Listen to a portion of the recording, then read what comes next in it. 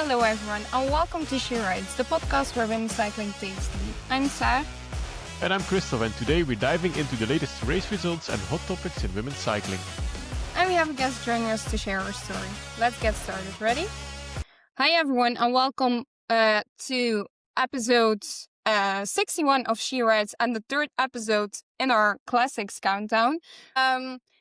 We have some racing going on. Again, of course, we have cyclocross, which actually was quite exciting being so far in the season. We had the UAE Tour, and well, now I am trying to follow some racing in Spain with a Spanish live stream that sometimes blocks a bit, but 2 hours of live coverage every day for a point pro race, so bonus points there. But let's talk women's cycling with a very nice guest today. Hi, Maggie. Hi, thanks for having me. Yeah, we're super excited to have you on, of course. Before we really get deeper into the questions, can you maybe introduce yourself to the listeners? Yeah, I'm Maggie Coles-Lyster. I am from Canada. I now live in Andorra. I grew up racing cross, track, and road, and then as a junior went to world championships in all three, and then realized I had to make a decision because that was way too much to keep balancing. And honestly, I was just better at track and road, so that narrowed the decision down for me. And so, yeah, since then, my journey's been a bit of a roller coaster, but in 2023, I kind of found my way back to Europe after taking some time and just racing in North America for a while. And now here I am just trying to crawl my way up through the ranks, getting beat down with iliac artery, but we're here, we're back, and we're better than ever. Yeah. We'll get a bit deeper into those things later on. But can you maybe first take us through to the beginning? How did you find your way to the bike and all three disciplines? Yeah, so cycling in Canada is not a big sport at all. I mean, everyone grows up playing hockey or something like that. Not many people have heard that bike racing actually exists. But my dad owned a bike store and he had a team that he ran out of that store. And so I kind of grew up in that world. And then our Olympians on the track from 2012 who won a medal, they raced on his team kind of at a domestic North American level. So and they were a bronze medalist. So that's who I grew up around. And that was kind of my role model. So, I mean, from a young age, I was like, I want to be like you. I want to go to the Olympics. I want to win a medal. And then, yeah, I just fell in love with it from pretty much the beginning. At age 8, I wouldn't let my dad go to a race and hand up bottles without me going with him. It'd be like 6 a.m. and I'd be in the car ready to go help him at a race. So I just loved that kind of environment and the community and all of that. And cyclocross was kind of where I started, just because we had so many cross races out in British Columbia, the province I'm from. And so I did that for years, and then I started doing a bit more road, probably 9 or 10 years old.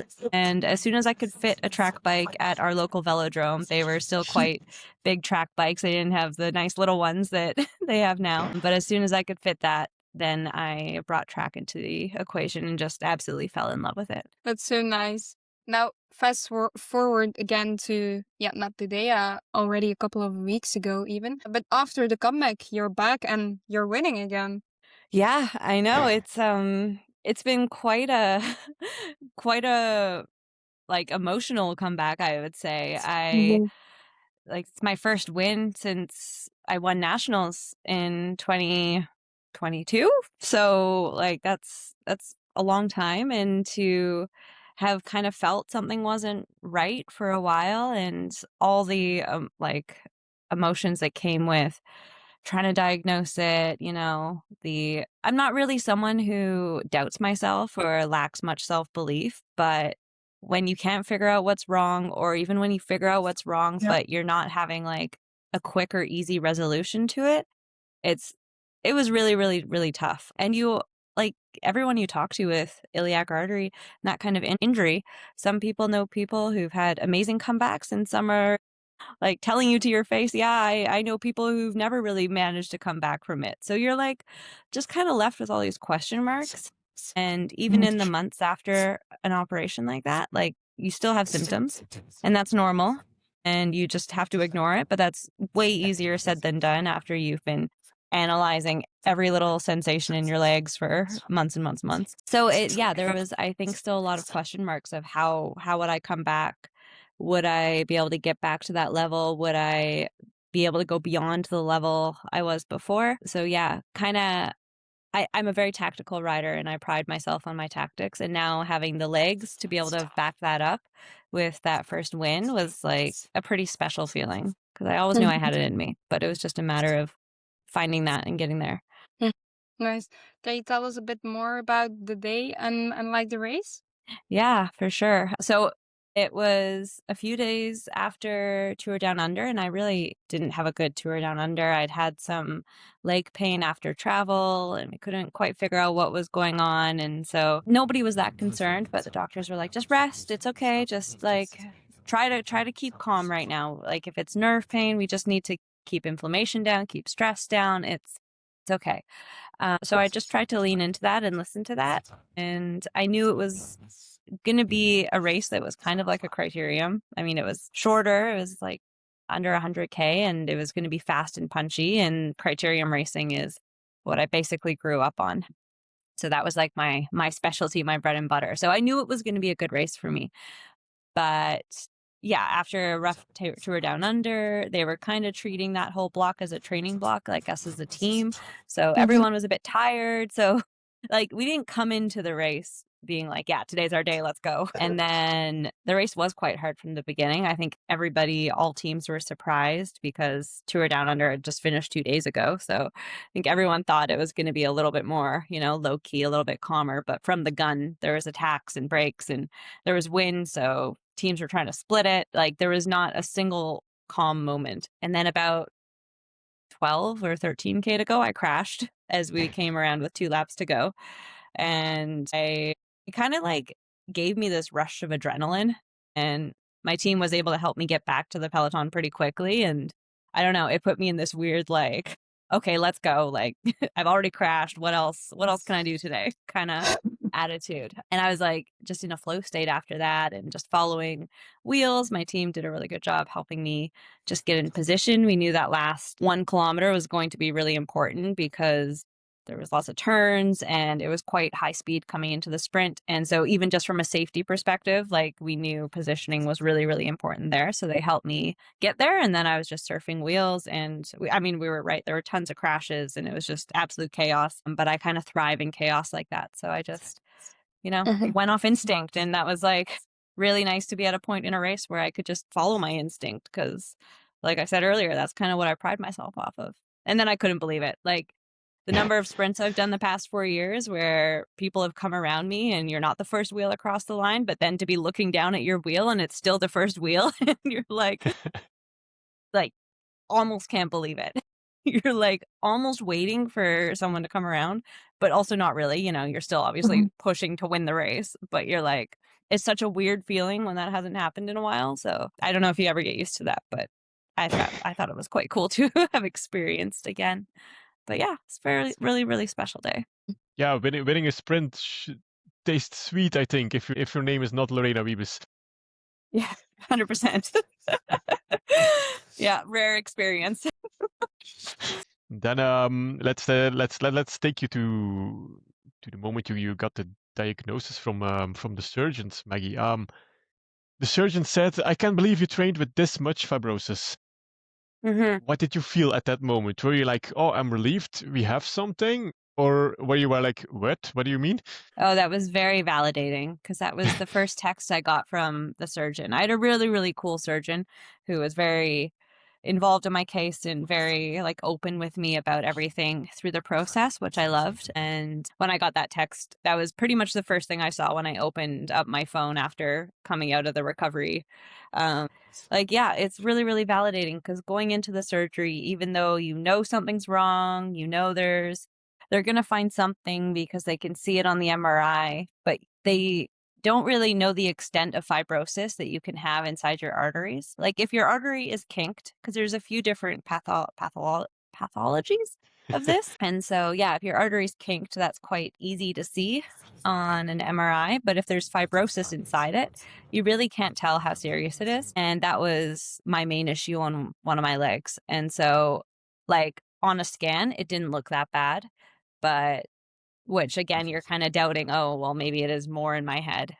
But then once they open it up and they find that much narrowing inside the artery, you're like, oh my God, it's not in my head. I'm not crazy. This is really, Yeah. really good. And I mean, I've kind of said this all along. After the surgery, it was so much easier. The worst part was over. It was the 3-4 months before surgery that was the roughest part. Yeah, Mhm. yeah.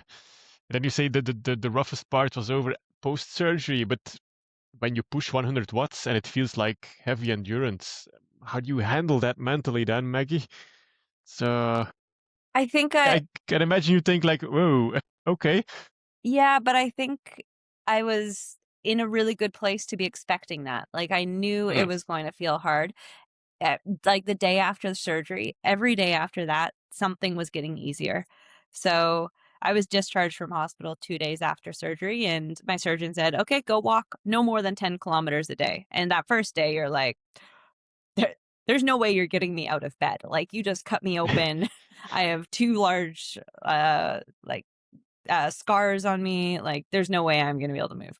But then each day, like, movement becomes a bit easier. You walk a bit further, able to stretch a bit more. And like the progression each day was really, really rewarding to watch. And that even on the bike, like, yeah, the first day on the bike, my boyfriend was pushing me up the hills because going over 100 watts was just not happening. But you also, like, on my protocol, it said no more over than that. And also had heart rate limitations. And I mean, you've just had 4 or 5 weeks off the bike, so you're pretty unfit anyway. So your heart rate gives you that limitation regardless. But then, I mean, it comes back really, really quickly. And each day just kept going like that for, I'd say, months. Each day felt better than the last. And I don't know if I'm lucky in that my recovery kept going like that and was so smooth, but I found that actually just a really rewarding process and never really felt discouraged by seeing like low numbers on my screen. Mhm. Hmm. Yeah. And you're super open. You were super open about your rehab, Maggie. How important was that for you to share the scars and all the slow walks you did with other people? I think that was really important because like when before I went into the operation and when I was trying to find any information on iliac artery at all, it's really, really difficult. If you ever start going down that rabbit hole, there's not a lot of information out there because, like, believe it or not, professional cyclists are a very, very niche population. And not a ton of people are very open to talking about the process and the recovery process about it. So once I started talking about it, I realized how many other people like enjoyed hearing that side of it and felt less alone, felt, or they were going into the procedure and just having that like clear idea on what to expect. I got a lot of like positive feedback about that. And I'm usually pretty open on Instagram anyway, but I kind of just lent into that a bit more. Like, well, if this is helping others set up for surgery and feel like others are going through the same thing and just have someone they feel they can reach out to about it, that's what I wish I had a bit more before I went into my operation. I felt I had a bit more of that. Wish I had a bit more of that. So maybe I can be that person for at least a few people. And then it became so many people that I eventually got a bit overwhelmed with it. But like the number of people diagnosed and having to go through this right now is absolutely crazy. And I think it is one of those like results of more of us talking about it, more of us having the surgery. So others, instead of maybe just quitting or who knows, like, yeah, just kind of giving up on their dream because they think they just don't have it anymore, which is a very Mhm. kind of common symptom. Like you just feel like you can't push, like maybe that's you found your limit. And so instead of maybe hanging up the bike and losing their contract, they keep pushing. So and actually get a diagnosis for it. Yeah, if that makes sense. Hmm. Mhm. Yeah, what would your advice be to riders who feel something is off, but have like all normal clear tests? That's a really tough one. I would say my biggest learning lesson through last year was that you have to be your best self, your best advocate for yourself and for your health. Like, many doctors either might not find an answer, might not take your symptoms as seriously, and so like no one's going to take your health as seriously as yourself. So if you really really feel something's wrong, keep pushing. Keep looking for second opinions. Keep asking around. Keep researching. Like the number of hours I spent on research, and I hate to admit it, ChatGPT was my best friend through that. Give me articles, help me find resources. And the number of like hours I spent just talking to people, and then talking with the first clinic and surgeons, and then like finding a second opinion and all that. Like it's worth it because again, yeah, no one's going to care about your health as much as you. So if you really feel something's wrong, just keep pushing for answers. Do you? Doe maar, Saar. So, yeah, Demure. Demure, I guess. So, think in race, rain at 5 degrees or crosswinds at 30 degrees? Rain at 5 degrees. Fries or waffles? Fries. Must have recovery meal? Pasta. Coffee spin or full gas reckon? Coffee spin. Losing a photo finish against Lorena Wiebes or winning in a B-level sprinter field? Losing in a photo finish against Lorena. Gravel or cobbles? Cobbles. Worlds with a heavy parkour in your own country or sprinting worlds in another? Sorry, I lost your voice for the second part. Or sprinting worlds in another? Oh. Well, worlds in my own country this year is going to be pretty cool, so I have to go with that answer right now. Safe. Yeah.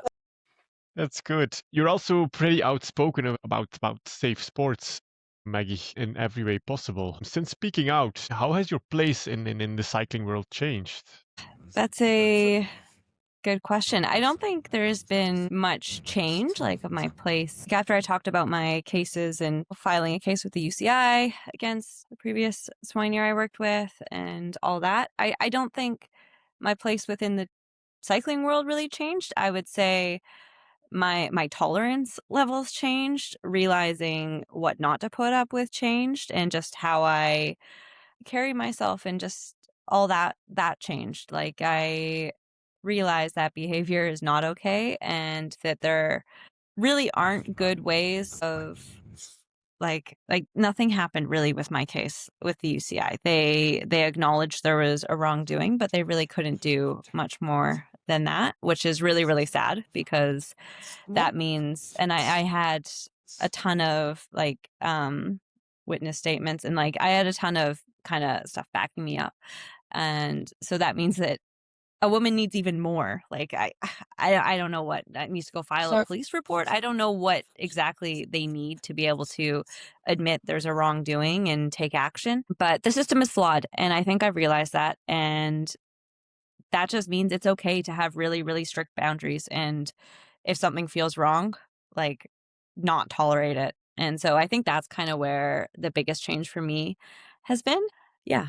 Is it kind of an advice you would give to the younger girls in the pro peloton as well today? Because I can imagine they're on like entry level contracts, their first World Tour experience, their first Pro Conti experience. It's not always easy if something would happen. No. So and you give put them up with a advice? lot. Yeah. So would you give them advice like no matter what, stand up for yourself? Yeah, for sure. I mean, nothing is more important than your safety. If something like that, if you get taken advantage of or experience any abuse or assault, like that stuff stays with you for life, and that it can unravel a whole other layer of trauma that you have to deal with. And I don't want anybody to go through that. Like nobody deserves to go through that. Really, the people who inflict that need to be kicked out of the sport. Like there's no place in sport for them. So I think, yeah, of course it's scary because there's a massive power imbalance between teams and staff you work with and then the riders who oftentimes are just grateful to be on their first contract and just really excited to be there and don't want to mess it up. But like these things aren't okay. And I think it's important to find the resources like And I wish I had better advice because, like I said, the system is flawed in claiming these cases. But I think it's important to find people, whether it's your coach, whether it's someone at the team that you can trust and share this with, and don't just keep it to yourself. And then ask for help, like of those people to help figure out how to file it. It's different for each country and all that. But I think it's really, really important to find that confidence in yourself to speak up about it, at least to someone. You don't need to do it publicly. Like, I know that that part's really intimidating, but someone you trust that you like won't be afraid of having repercussions from. And yeah, I do think that's really, really important. And I do acknowledge that it's really, really scary. And this is your career on the line. It just sucks being a woman in so many different like lines of work and careers, not just in sport. So yeah, that would be my advice.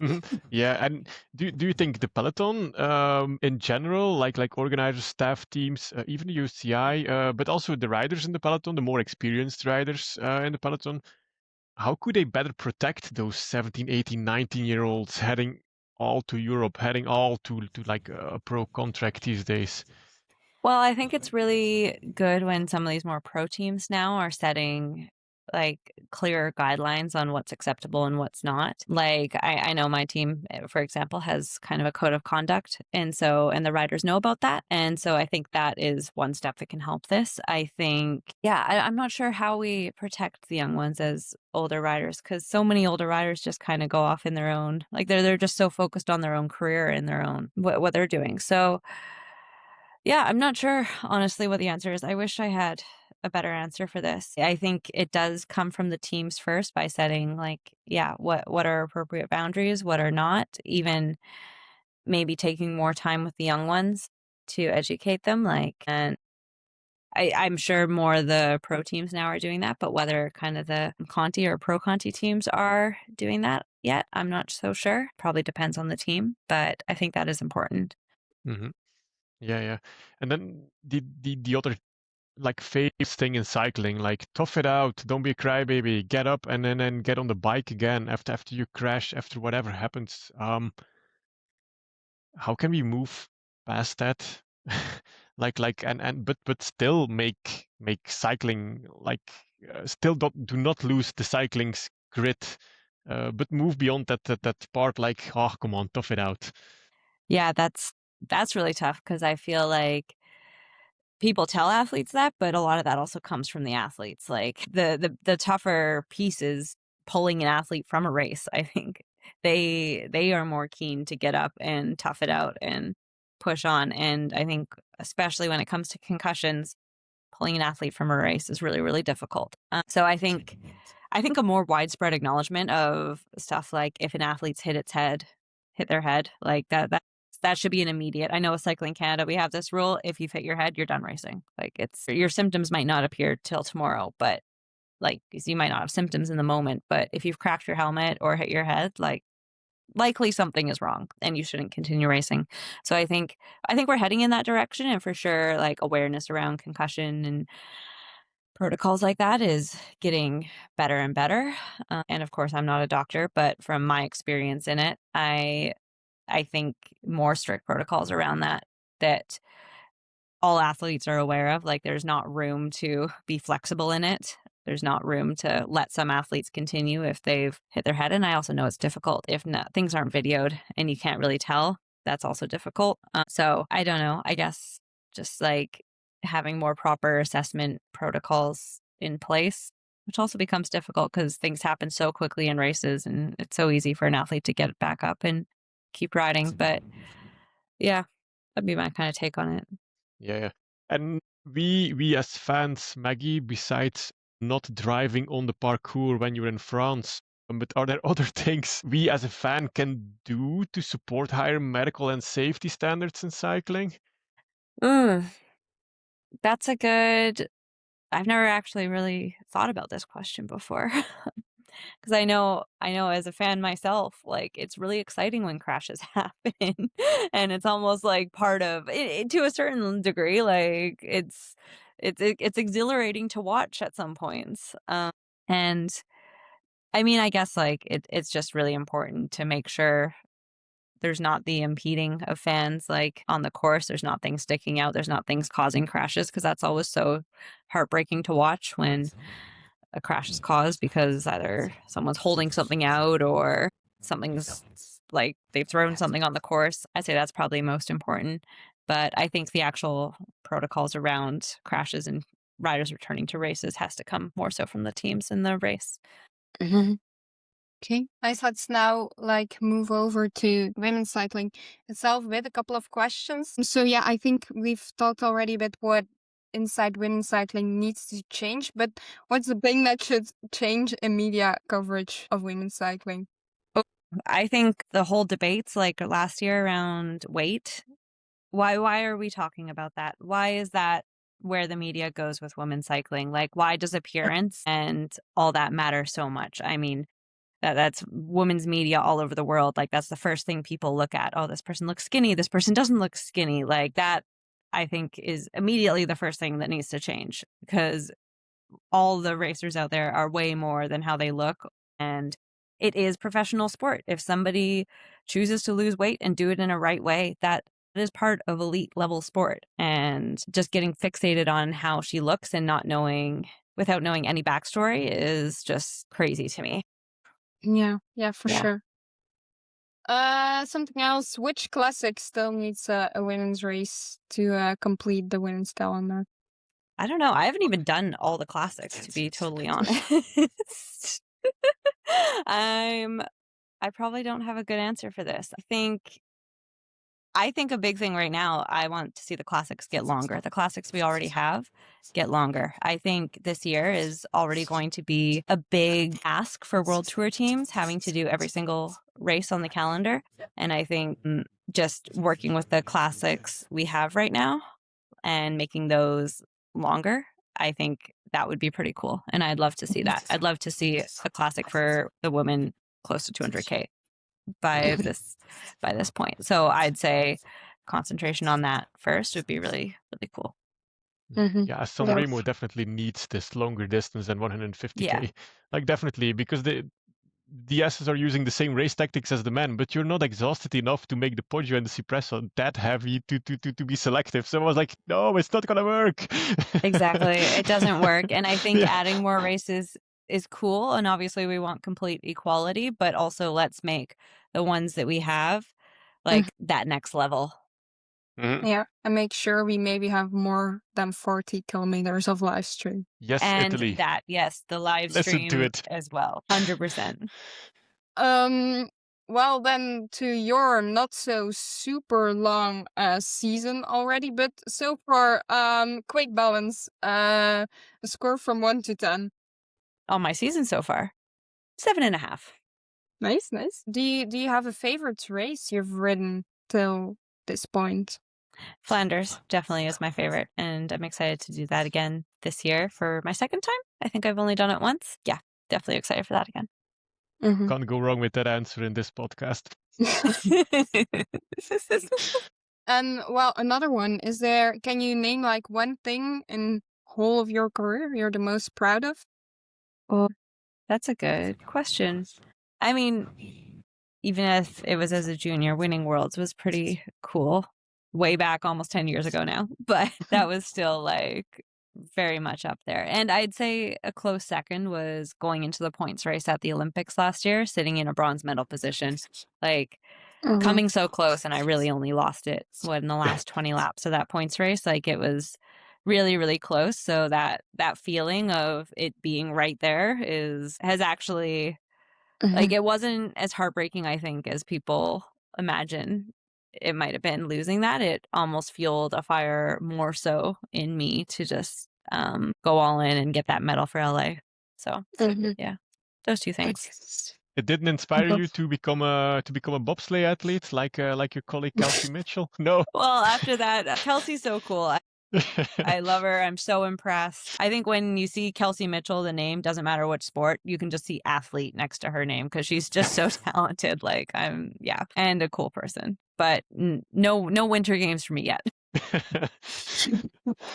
Nice. And then we touched already a little bit on this, but what is it like to race in the Lorena Wiebes era, as we can call it for now, as a sprinter? Frustrating?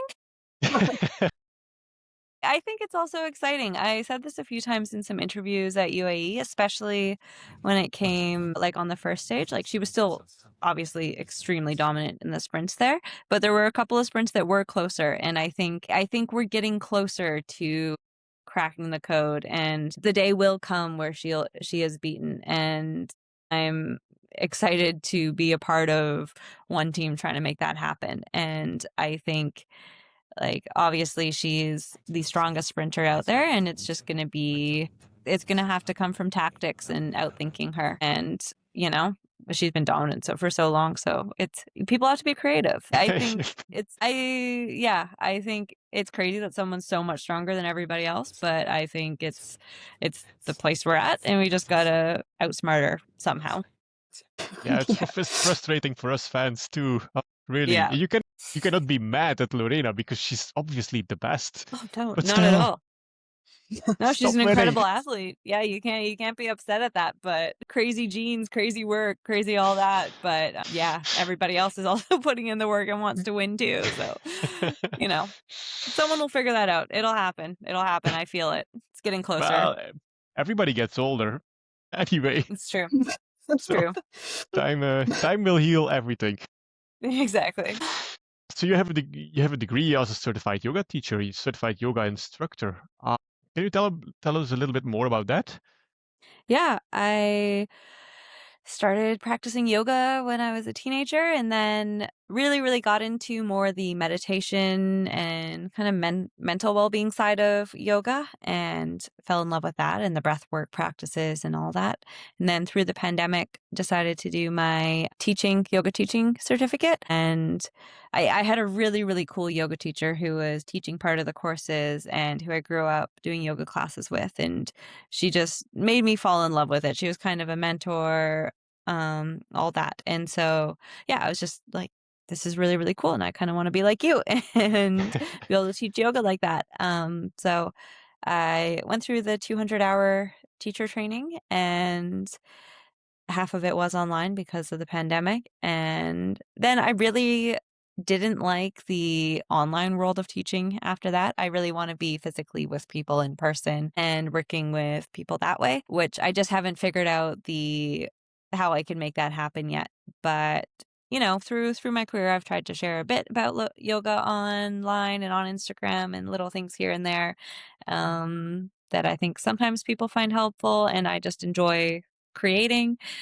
But really, I want to set up more of a practice that I can kind of do casually through while I'm racing, and then maybe when I'm done racing, get even more into it. I'm not sure. I have lots of dreams, and I have lots of little things going on the side, but yoga has been one of those big things that I've been passionate about. That's good. Keep dreaming. Everybody should. And then how does that breath work? How do you use it to reset after a crash or a very chaotic, stressful stage?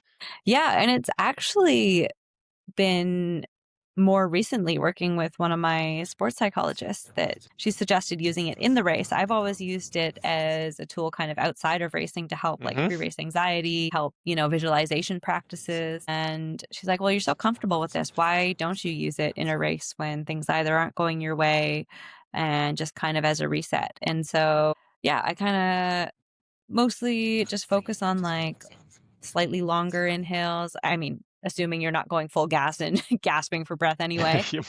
But if you have the time to just take like a few minutes in a race and just kind of control your inhales and your exhales, and then I feel like for me, and especially once you've practiced it, it can be a really good tool to ground yourself and just bring you into the present, and also just try to get rid of those kind of sensations of just being frustrated with how the race is going. Because in bike races, anything can happen. But if you start going down that rabbit hole of being frustrated with how things are going at that point, like your odds of being able to turn that around become less. So I think, yeah, kind of as like this reset tool, it's helped me a lot in the race.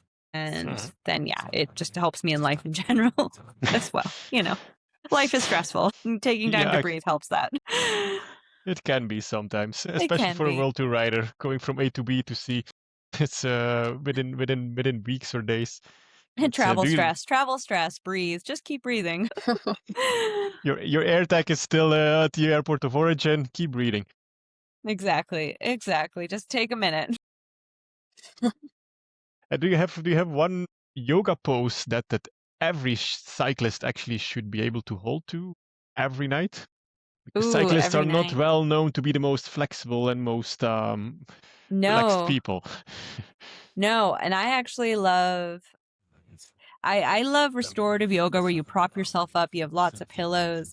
So I kind of do one every night where you just have your feet in like butterfly pose, like where your feet are together and your legs are out to the side, and then you lie on your back and you can add a pillow. Sometimes I add a strap, like a band around my low back, and then attach it to my feet.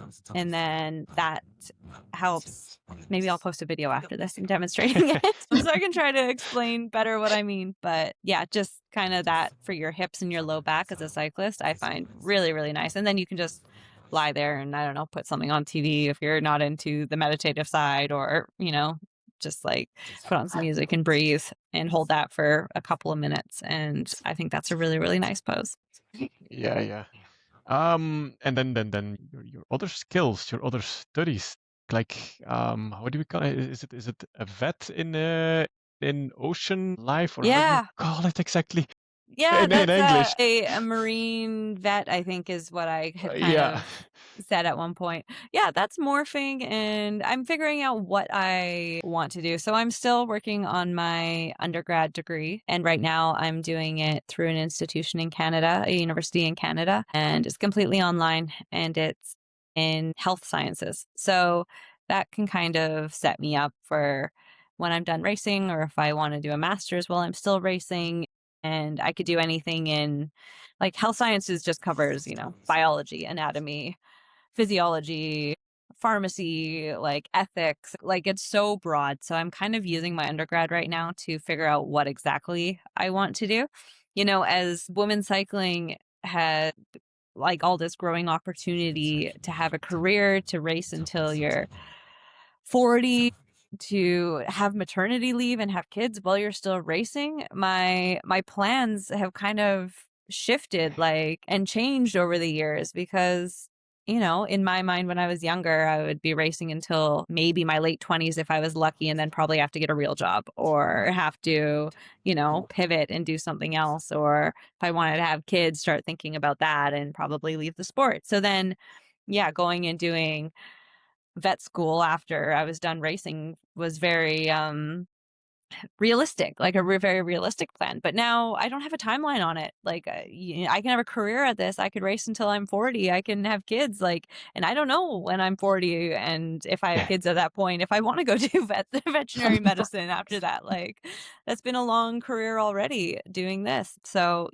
the plans change as the opportunities have changed. And I actually think that's a really good thing. I think I've always been passionate to have like passions outside of cycling because you never know what will happen. And I think that's really healthy and really good. And just explore your interests on the side. But I'm really open to how those can shift and change over time. And I think that's cool. Does does Joe have the patience until you're 40 to become a dad? I have no idea. I we'll see. And maybe it'll happen before then. I mean, like I said, there's maternity leave on so many teams now that women are able to take and then still continue racing, which I think is really cool because then you don't have to wait until you're 40 or quit earlier than that if you want to have like start a family. So yeah, see where it takes us. Yeah. And if you weren't racing, if you didn't have the opportunity to have that pro career, which sea creature would you be treating right now?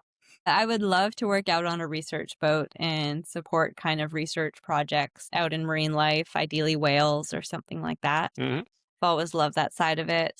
Yeah, I probably would have definitely done veterinary medicine and hopefully specialized in marine biology or working in a rescue of seals and sea lions and that kind of stuff. So yeah, I bet I'd be doing something like that. Yep. Maggie Coles-Lyster, more than a cyclist. That's that's for sure.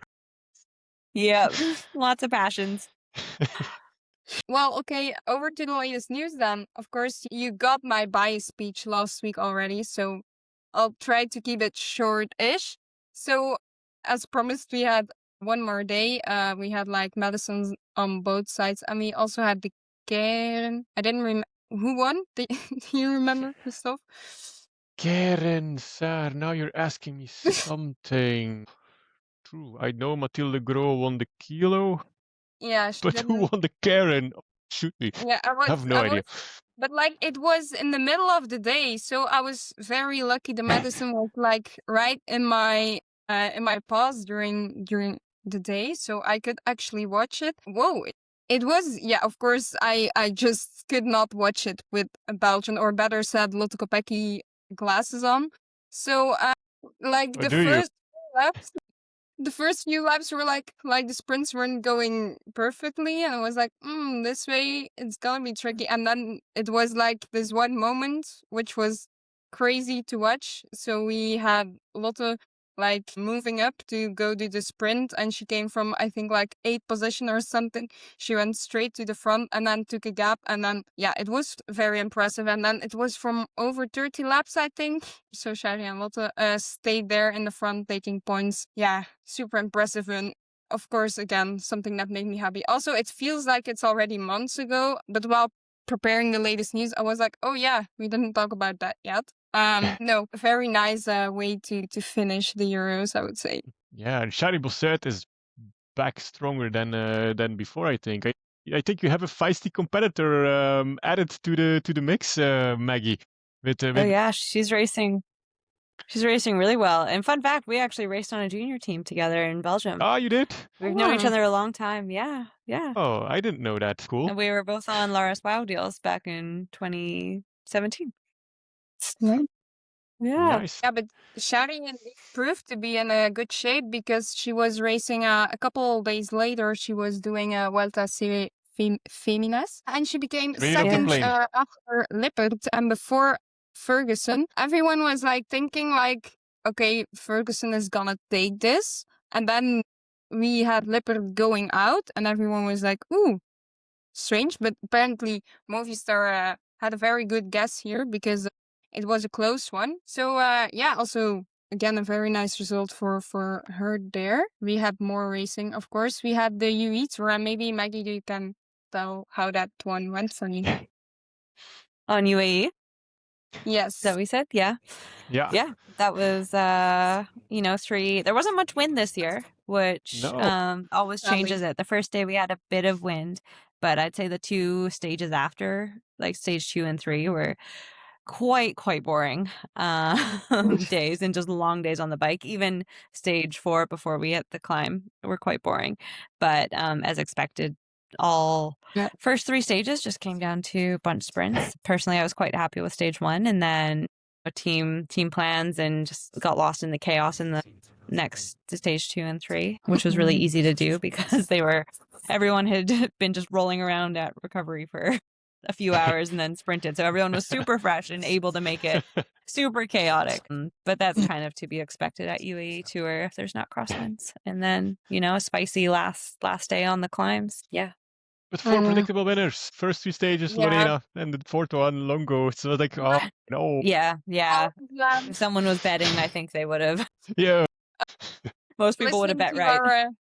I was like listening to the Dutch commentary on Eurosport with our previous guest, of course, and like he was quite enthusiastic, but we had like his co-commentator, Slappendal, who was the first day she was like really trying about camels and stuff like that, and I don't know, it was the second or the third day she was really like, it sounded like she really didn't want to be there anymore. It was so funny, but also I have to say is Petra Stjasny, of course. She was in the attack again. She's doing lots of breakaways lately.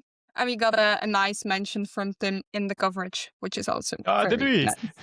Yeah. Chaotic Thank week, you, so Tim. I forgot to post it. But it was like a nice long one. So very nice. There was time for it also, but cool. Yeah, like it was even boring for the riders, like Maggie said. So just imagine the commentators. Oh, I can't imagine the commentators. They're long days. Crosswinds make that race really, really good. Without crosswinds, yeah, it's tough. And like when Yeah. you're in Flanders or Italy or in France, you have the landscapes you can talk about. But there you have like, yeah, it's a desert. It's just a straight road for 50K. Then we turn back and then we sprint. That's about Yep, it. maybe some camels if you're lucky. Yeah. Yeah. We also sadly had the Marmaroiser crash out. That's also not something. Oh, yeah. Ah, really. yeah. Mhm. Yeah. Yeah, another thing about UAE, chaos leads to crashes. There was one sprint where Gillespie actually came quite close, or like if we're talking in Wiebes terms, quite close to Lorena. It So was close for Wiebes sprint terms. That was the third day, I think. Yeah. By rewatching that stage 3. Yeah. It was quite close. so making promising, maybe it was just one. No, like I said, it's coming. That day's Yeah. coming. We're getting closer. And I think UAE Tour was not a priority for Charlotte Cole because she was somewhere like an afterthought in the sprints, basically. Mhm. So I think she Yeah. was still on training camp as well, like the human powered health team. They were on training Yeah. camp, probably. And probably figuring out a new team too, and Yeah. Mhm. all that takes time, like that Mhm. transition. Yeah. Yeah. And then for the last stage, yeah, I have to admit, so the first 3 days, I had the time to watch, and I watched a lot. And then on the last day, there was a family brunch here, so that's so typical. So first I tried, let's put it on the TV, and then I was like, okay, no, we cannot do it. But apparently it was not that spectacular, so I saw just like some snippets, and I was like, Wiebes is still here, okay, fine, I don't need to put the sound on yet. But yeah, as you said, quite predictable, but good. She rides gas, so very, very good, of course. Sure. Yeah. Mhm. Doesn't take away the accolades for Lorena and Elisa Longoborghini, of course not. But still, as a public, as a fan, you're like, oh yeah, well, You want I to knew see this it mixed up sometimes. Yeah. I knew this before. But Or like exciting last year. was Last year was for, exciting, even though Longoborghini won in the end. It was a nice job at her feed stage. Yeah. Last year. But Yeah. still, I would say a nice performance for Steffi Hagerman. I like then, yeah, comparing to last season. Cool. And Femke de Vries, of course. She did announce that she was like getting to go for her own this time. So I expected some sort of a top 10, but like third on that stage is Good really ride. impressive. Yeah. Yeah, it's a really good ride. And overall, the team, Maggie, how did you feel with Human Powered Health about UAE? Yeah, I think overall as a team, it's good. I think, I mean, I didn't really, I was always on lead out last year, so I didn't really have many opportunities to sprint. So as a sprinter and moving into that position, and, I think we're figuring out how each person fits into that picture and how we can work best together. And I mean, mostly in my past career of being a sprinter, I've been just freelance. I usually just freelance. So, like, how can we change that and be competitive against the other teams by, working with each of our strengths? I think even if the stages are easy, the sprints are quite fast and they're getting faster. And there's a lot of teams that are getting more and more dialed with lead outs. Like, it hasn't always been that way in women's cycling, but that's definitely changing as teams become more balanced. And yeah, it leaves less room for error, and you just have to be really on it as a team. And I think we were able to have a lot of really positive takeaways from each stage, even if we didn't each day have the results that, like, I knew we were capable of and I felt I could do for the team. I think we sat down and we rewatched those sprints over and over and over and talked about all the different situations and how we could have changed how we work together. So I think there was a lot of really good takeaways from that. You just got to remember it's like only February. So I know I was really hard on myself for those couple of days, but I think as a team, we can take a lot of growth out of that, I'd say, for the rest of the season. That's good. Yeah, like you say, like you said, it's only February. Yeah. No disrespect, but UAE is mostly an afterthought when we enter the month of April. Exactly, oh yeah, right. Exactly. Big stuff is coming. Really big stuff is coming. So yeah, focus on that. So we also had cyclocross, Christophe. Oh yeah, that is really the last time now. Come on. Yeah, I know, but like you influenced me so badly that I was like, okay, yeah, it's not on Sporza like the first day. Okay, yeah, I'm not gonna really put in the effort to find a live stream to watch it today. And then I missed something, apparently. So Foucault won the race, and well, it was so Foucault and Van Alphen were still very close in the GC. But Van Alphen, like, she was going strong the whole season, but it wasn't really going her way. So it was looking like she would lose the GC in Middelkerke. So first, her teammate Annemarie Worst dropped back to help her. And then something else happened, which was Inge van der Heijden, technically not a teammate, also dropped back to help. So it was, well, quite fascinating. I think the Roodhoofds were really in the hope of getting that qualification. I think it's adds something to cyclocross, just some sort of... Some others were a bit annoyed by it, but I was like, cool. The lesson we can take away here, Sarah, is who Yeah. should be the next Dutch national coach. It should be one of the Roodhoofds, because they managed to keep the Dutchies in line and to do some teamwork together. Come on, one of them should be the national coach for the Dutchies. Proven. Good, yeah. So they can work together. Yeah. That's funny. And then Sorry, we had Dutchies. one more in Lille where Alvarado beat Brandt to it. Brandt to it. And then there's lastly some more racing in Spain. It's actually still going on right now. And I want to give another shout out to the organization. I don't think they have the biggest budgets, but they are trying to give a lot of coverage. And for sure, they are giving us more coverage than we will probably get from some other races this spring. So that's very well done. Was it the most entertaining coverage to watch? Yesterday I watched it, and we saw a Vollering solo, and I think it was Niedermayer who... Was it Niedermayer? Yeah, it was Niedermayer who followed for a bit. But yeah, that was also... It was not like spectacular attack or coming out of nowhere. It was just Vollering pacing, and yeah. And The It rest sounded not being able crazy to with the pace. winds. From hearing Yeah. from my team, the winds yesterday, like all the wind warnings, I think it was behind the scenes of the race was actually really crazy. Yeah, So yeah, unfortunate that the live stream was just kind of boring, but like, yeah, behind the scenes, I think it was a lot more. There was a lot more going on. Yeah, They should have because, they should have had those fan cams like in Tour Down Under. Like then Yeah, you could see all the exactly. wind and all the logistics stuff. Like, ooh, this is exciting. Yeah, Yeah. totally. And then we had like a group behind that with a She Rides guest in it, because they are going very strong lately, of course. Lot Klaas. She was like really trying when it was pretty clear Vollering was far away, and she was like really trying to motivate the others, like, come on, work with me. And everyone was like, why? Why? But yeah, then it came to the sprint. So yeah, obviously she wasn't gonna win that one. But Skibon became second, and Gladanova, straight from cyclocross, also a strong result here. So yeah, that was that. And then today we had more like a sprinter stage, and it was actually... So we had the break again with the She Rides guest, Sigrid Hagsel was in there.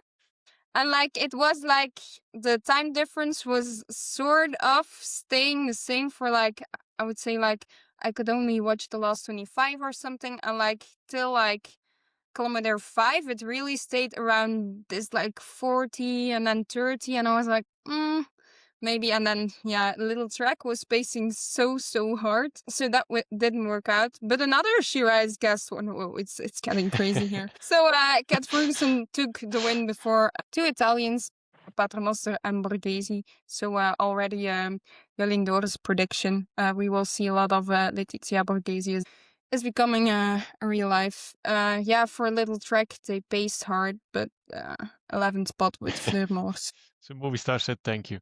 Good job. Yeah. And Maggie, be prepared for some seriously biased She Rides cheering. Now that you've now that you were a guest on our podcast. Now that I've made it here, perfect, love it.